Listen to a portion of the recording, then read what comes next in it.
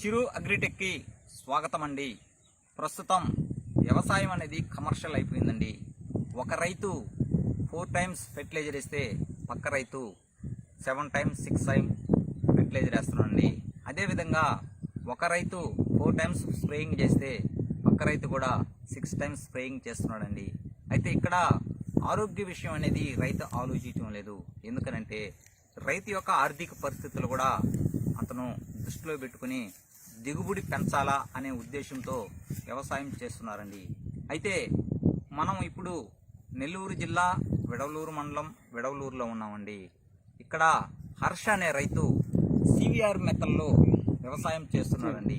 CVR మెథడ్లు అంటే without fertiliser, without chemicals spray చేయకుండా ఇతను వ్యవసాయం చేస్తూ మనుగడ సాగిస్తున్నాడండి. అయితే ఈ యొక్క బియ్యం హ్యూమన్ తీసుకోవటం వల్ల ఎటువంటి సైడ్ ఎఫెక్ట్స్ కానీ, జబ్బులు కానీ, షుగరు, బీపీ ఇటువంటి ఏమీ రాకుండా నీట్గా ఉంటాయనే ఉద్దేశంతో అతను నిత్యం ఎన్నో విధాలైనటువంటి ప్రయోగాలు చేస్తూ ఉన్నాడు. అటువంటి రైతుని మనము సివిఆర్ మెథడ్లో ఏ విధంగా చేస్తున్నాడు ఏంది అనేది పూర్తి ఇన్ఫర్మేషన్ అడిగి తెలుసుకుందాం. నమస్తే హర్ష. నమస్కారం అండి. చాలా రోజులైంది మనం కలుసుకొని. విధంగా ముందుగా మనం సివిఆర్ మెథడ్ గురించి తెలుసుకునే ముందుగా సివిఆర్ అంటే ఏమిటో తెలుసుకోవాలా. సివిఆర్ అంటే చింతల వెంకటరెడ్డి గారు తెలంగాణలో ఒక మహనీయులైన ఒక రైతు, గొప్ప రైతు. ఆయన కనుక్కున్నటువంటి సిద్ధాంతం అది. ఆయన మామూలుగా కెమికల్స్, ఫర్టిలైజర్స్ రకరకాలుగా వేస్తూ ఉంటారు.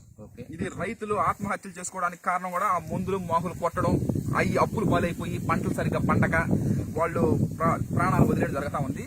ఈ విధంగా కాకుండా అంటే ఒక రైతు బిడ్డగా ఫ్యామిలీ మొత్తం రైతే, ఫార్మర్స్ యాన్సిస్టర్స్ అంతా. నేను కూడా అంటే ఈ విధంగా నెట్లోనో ఫోన్లోనో చూడడం, సివిఆర్ మెథడ్ గురించి తెలుసుకోవడం. ఫస్ట్ నాకు తెలియదు సివిఆర్ మెథడ్ అంటే ఏమిటో చదువుకునే రోజులు. ఇప్పుడు సివిఆర్ మెథడ్లో వ్యవసాయానికి బలం ఉంది ఏమి వేస్తున్నావు? ఇప్పుడు మామూలుగా మొలకల ద్రావణం అని యూజ్ చేస్తాం మనం. మొలకల ద్రావణం అంటే ఒక ఎకరాకి 2 కిలోల ఒడ్లు, 2 కిలోల గోధుమలు తీసుకుంటాం మనం. తీసుకున్న తర్వాత మూట కట్టి నీళ్ళలో నానబెడతాం. నానబెట్టిన తర్వాత మొలక వస్తుంది కదా, మొలక వచ్చిన తర్వాత దాన్ని మిక్సీలో వేసి పేస్ట్ చేసుకోవాలా. మిక్సీలో వేసి పేస్ట్ చేసుకుంటే అది ద్రావణం, అది మొలకల ద్రావణం. ఆ మొలకల ద్రావణానికి 200 లీటర్ డ్రమ్ము తీసుకోవాలా. 25 కేజీల లోపల మట్టి, 2.5 అడుగుల లోపల, 2.5 అడుగులు తవ్విన తర్వాత లోపల మట్టి తీసుకోవాలా. 25 కేజీల పై మట్టి తీసుకోవాలా. అవన్నీ 200 లీటర్ డ్రమ్ము నీళ్ళలో కలిపేసి డైరెక్ట్ పొలాల్లో స్ప్రే చేయాలి. స్ప్రే చేసినప్పుడు పిలకల సంఖ్య ఎక్కువ వస్తుంది. అది గ్రోతింగ్ కోసం మనం యూజ్ చేస్తాం. తర్వాత పురుగుల్ని, చీడపీడల్ని చంపడానికైతే మనము లోపల మట్టి, పై మట్టి కన్ఫామ్. వాటితో పాటుగా ఆమదం కలిపి 2.5 అడుగులు లోపల మట్టి తీస్తాం కదా, దానికి ఆమదం బాగా కలిపెట్టి అవన్నీ 200 లీటర్ డ్రమ్ములో వేసి బాగా కలిపి డైరెక్ట్ పొలాల మీద స్ప్రే చేయొచ్చు. చేసిన తర్వాత పురుగు ఎందుకు సరిపోద్దని డౌట్. మట్టి ద్రావణం స్ప్రే చేసాం, ఓకే, పురుగు ఎందుకు సరిపోద్ది? ఇది చాలా మందిని అడిగే ప్రశ్న. అది పురుగు ఎందుకు సరిపోద్ది అంటే దానికి లివర్, లంగ్స్ ఉండదు. ఇప్పుడు మనం మనుషులు మనం మట్టి తిన్నా మనకేం కాదు, అంటే ఎక్కువ మొత్తం తింటే మనకేం కాదు. అదే పురుగులకి, చీడపీడలకి లివర్, లంగ్స్ ఉండదు. ఎప్పుడైతే మట్టి ద్రావణం తిన్నప్పుడు అది అరగక డైజెషన్ కాక చనిపోద్ది.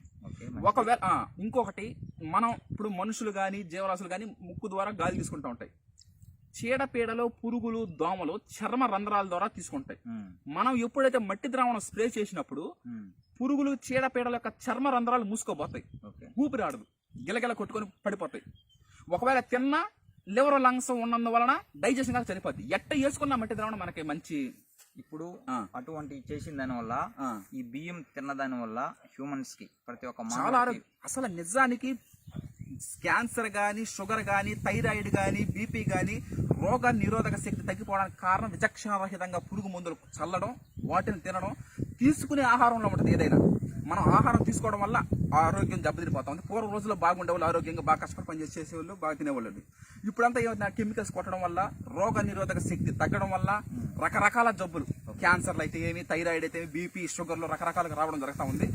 ఈ రైస్ తినడం వల్ల ఎటువంటి చుక్క పురుగు మందు కానీ, రసాయనాలు కానీ, ఫర్టిలైజర్స్ కానీ, పెస్టిసైడ్ యూజ్ చేయలేదు. కాబట్టి కేవలం ప్రకృతి, భూమి, గాలి, నిప్పు, నీరు, ఆకాశం పంచభూతాల్లో 2 మనం వాడడం జరిగింది పొలానికి. అంటే భూమి అంటే మట్టి యూజ్ చేసాం, నీళ్లు, అవి పంచభూతాల్లో ఉన్నటువంటి ఉన్నాయి 5. ఆ 5లో 2 చేయడం జరిగింది. అది భావి తరాల వారికి నెక్స్ట్ ఇప్పుడు మా తరం పోయిన తర్వాత మళ్ళీ కొడుకులు కూతుర్లు ఉంటారు కదా నెక్స్ట్ చేసేవాళ్ళు ఓకే, ఇప్పుడు- వాళ్ళు కూడా ఆరోగ్యం బాగుంటుంది. ఇప్పుడు భూమి కూడా బాగుంటుంది. ఇటువంటి రైస్ ని ఆ. మన ఫాలోవర్స్ ఎవరన్నా అడిగితే వాళ్ళకి ట్రాన్స్పోర్ట్ ద్వారా ఆ. వితౌట్ ఎనీ స్టేట్ ఎక్కడైనా పంపించగలుగుతాం. ఇప్పుడు నవత ఉంది, నవత రోడ్డు ట్రాన్స్పోర్ట్ ఉంది. ప్రతి జిల్లాలో ప్రతి మండలంలో ఉంటది. ఎట్ట వేసుకున్నా వాళ్ళకి 20 కిలోమీటర్ కానీ 10 కిలోమీటర్ల దూరంలో కూడా ఉంటది. ఒకవేళ నవత లేకపోయినా ఏపీఎస్ఆర్టీసీ, టీఎస్ఆర్టీసీ రకరకాలుగా ఉన్నాయి, రవాణా ఉన్నాయి. వాటి ద్వారా మనం వినియోగదారుల గమ్యస్థానాలకి మనమే జాగ్రత్తగా రైస్ మగ్గి ఎప్పుడైతే వాళ్ళు ఆర్డర్స్ చేస్తారు కదా, ఫోన్ చేసి ఆర్డర్స్ కావాలన్నప్పుడు వాళ్ళకి అప్పుడే ఆడిచ్చి పక్క రోజే మనం పంపించడం జరుగుతూ ఉంది. వాళ్ళ వినియోగదారుల కోరిక మేరకు వాళ్ళు ఏపీఎస్ఆర్టీసీ అయితే ఏపీఎస్ఆర్టీసీ, టీఎస్ఆర్టీసీ అయితే టీఎస్ఆర్టీసీ, నవత అయితే నవత, ఓకే. వాళ్ళకి ఏదైతే దగ్గరగా ఉంటుందో వాళ్ళ ఇంటికి ఏదైతే దగ్గరగా ఉంటుందో దానికి పంపించడం జరుగుతూ ఉంది. సరే, ఓకే. అయితే దాన్ని కుట్టడం కూడా 3 పుట్లు వేసి అటు స్టిచ్చింగ్ మిషన్ తో పంపించారు చూసారు కదండి, సివిఆర్ మెథడ్లో బియ్యం తింటే ఎన్ని ప్రయోజనాలు ఉన్నాయో. కావలసిన రైతులు, ఇంట్రెస్ట్ ఉన్న రైతులు స్క్రీన్ మీద నెంబర్ ఇస్తాము, సంప్రదించగలరు. Thank you. జై హింద్.